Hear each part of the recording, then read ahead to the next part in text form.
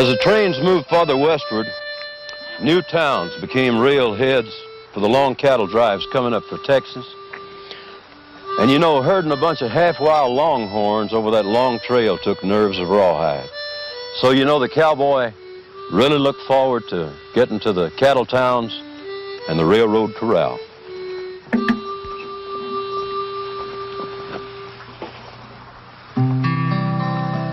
Come take up your cinches, come shake out your reins, come wake your old bronco and break to the plains. Come round out your steers from the long chaparral, for this outfit is off to the railroad corral.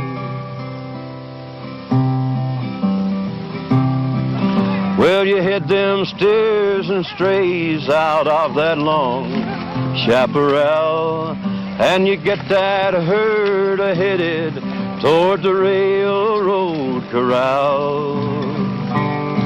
You'll be trading in them saddle sores and heat and dust and moaning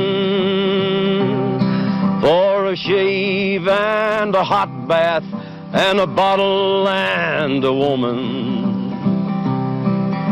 Well, I just talked things over with a couple of my pals, and when we get to that railhead and the old railroad corral, we'll be swapping in them cattle at the ending of our roaming for a shave and a hot bath and a bottle and a woman.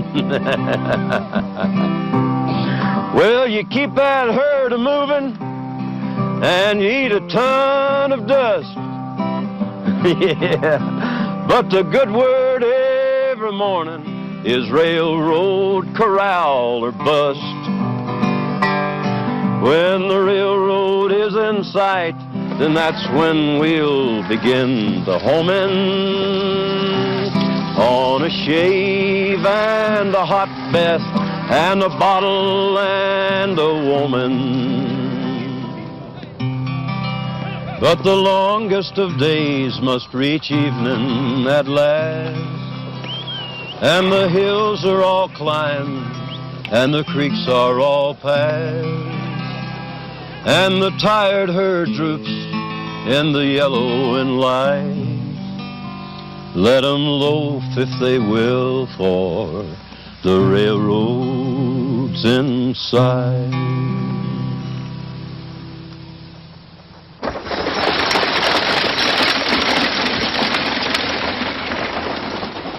When the cowboys finally got into town, there was a lot of raising cane and letting off steam, and most of it was innocent enough.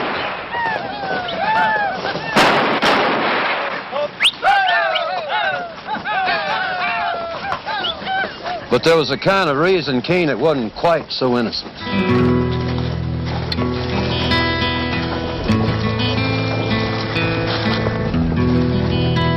Trains went back east in Chicago, loaded down with cattle.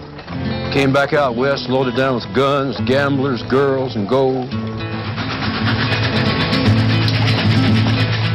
The wealthy passengers and the strong boxes full of money were mighty easy pickings for people like Jesse and Frank James, the younger brothers, Blackjack Ketchum, Butch Cassidy, and the Sundance Kid. Men that became feared, a new breed of man called train robbers.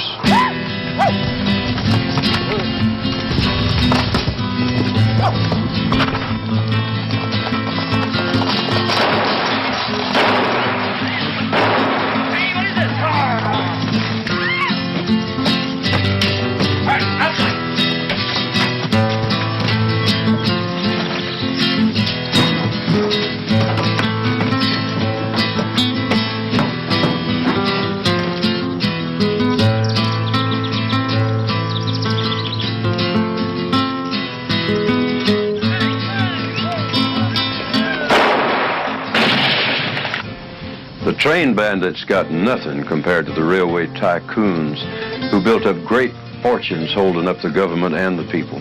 They lived it up. these railway owners. Robber barons, some people called them.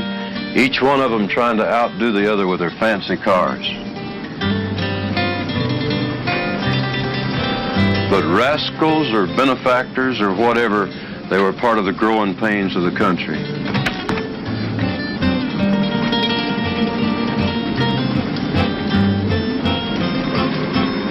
Gracious ladies rode the rails decked out in their finest.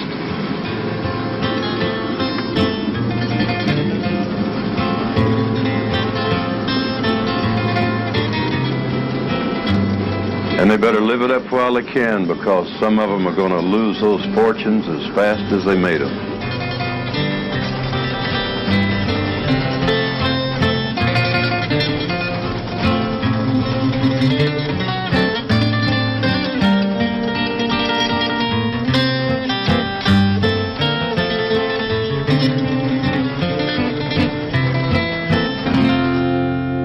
Ordinary folk, most of them immigrants, travel less comfortably. They're coming by the thousands, attracted by the opportunity to buy cheap land from the railroads. Farms and towns are springing up along the tracks. But you know, there's trouble oftentimes. While farmers protest freight rates, trainmen strike for higher wages. Yet the railroads and the country continue to grow. Time zones are standardized, and new inventions like air brakes make trains safer. But as America races into the 20th century, competition calls for more and more speed. It's become a point of honor for trainmen to keep on schedule. One of them would die for this creed, and a song will make him a legend.